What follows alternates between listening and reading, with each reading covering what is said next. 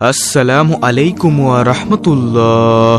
সবচেয়ে দামি আমল হলো গুনাহ থেকে বেঁচে থাকা। প্রিয় দর্শক, তাই আজকে আমরা গুনাহ থেকে বেঁচে থাকার 70টি উপায় সম্পর্কে জানব ইনশাআল্লাহ। আব্দুল্লাহ ইবনে আব্বাস রাদিয়াল্লাহু তাআলা আনহু বলতেন, গুনাহ থেকে নিরাপদ থাকার মতো সমকক্ষ আমল আমি আর কোনোটিকে মনে করি না।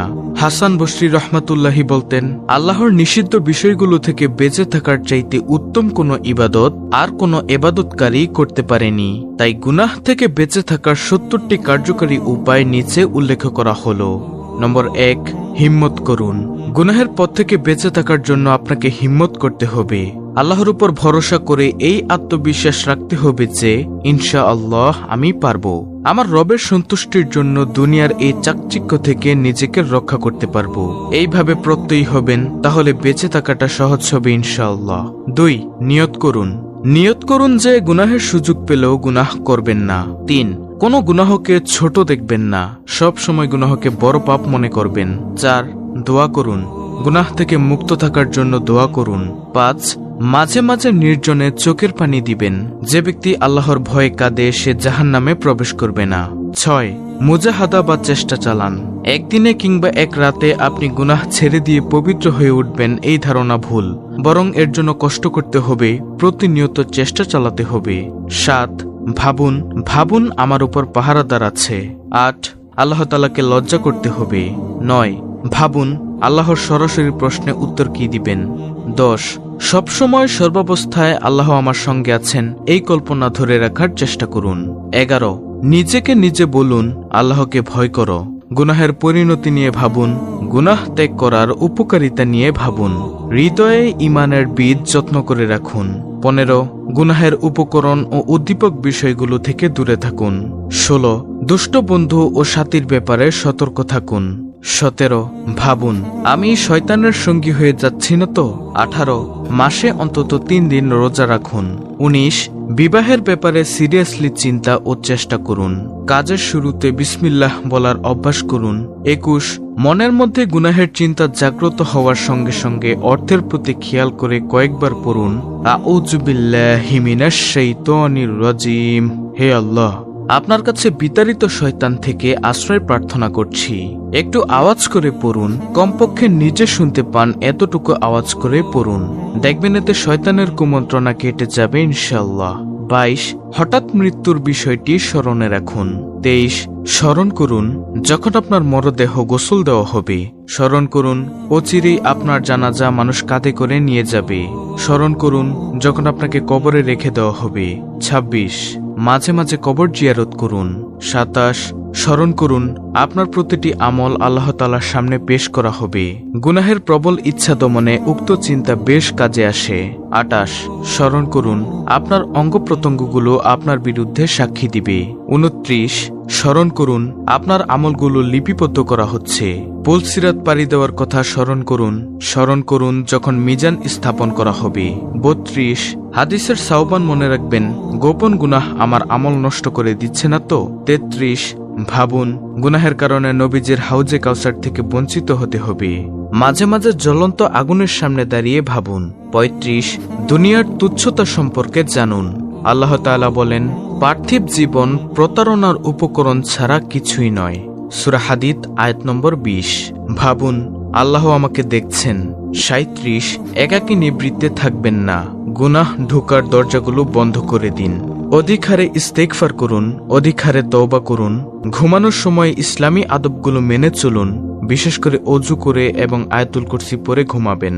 42, বেশি করে আল্লাহর জিকির করুন, কেননা জিকির শয়তান থেকে আত্মরক্ষার শক্তিশালী দুর্গ। রাস্তাঘাটে চলাফেরা করার সময় জিকিরের গুরুত্ব দিন। 44, সময়ের মূল্য দিন।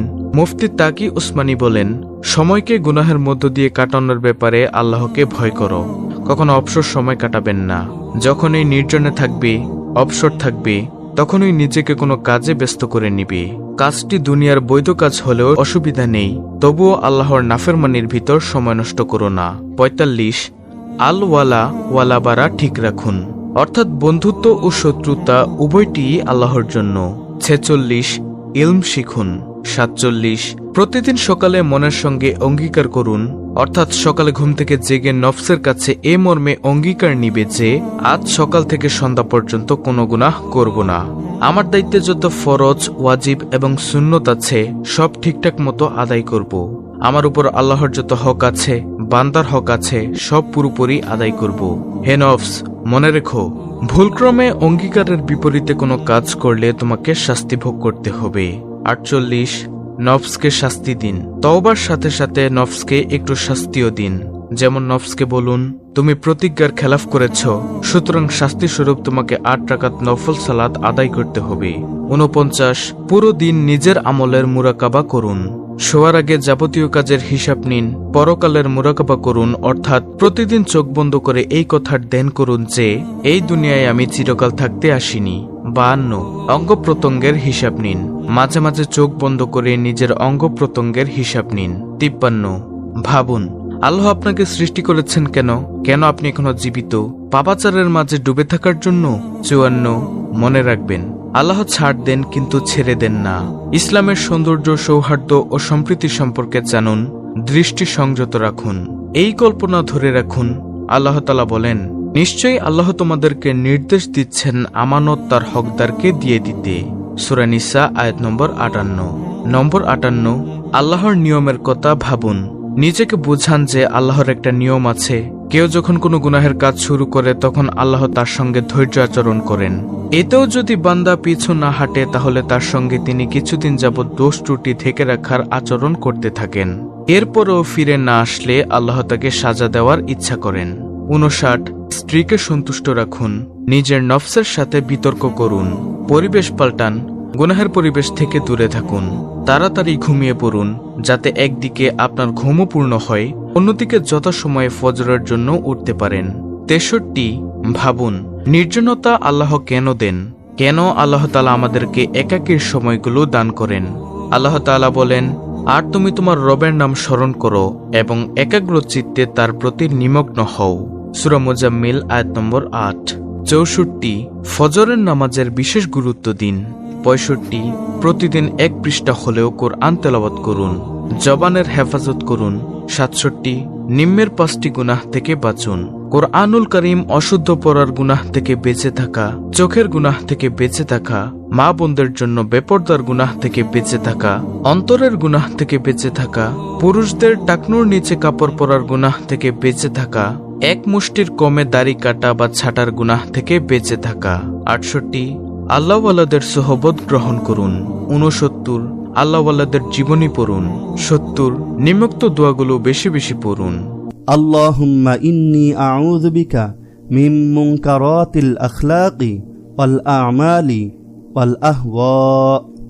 অর্থ, হে আল্লাহ, আমি তোমার কাছে মন্দ চরিত্র ও আমল এবং মন্দ কামনা বাসনা থেকে পানাহ চাই। তিরমিজি।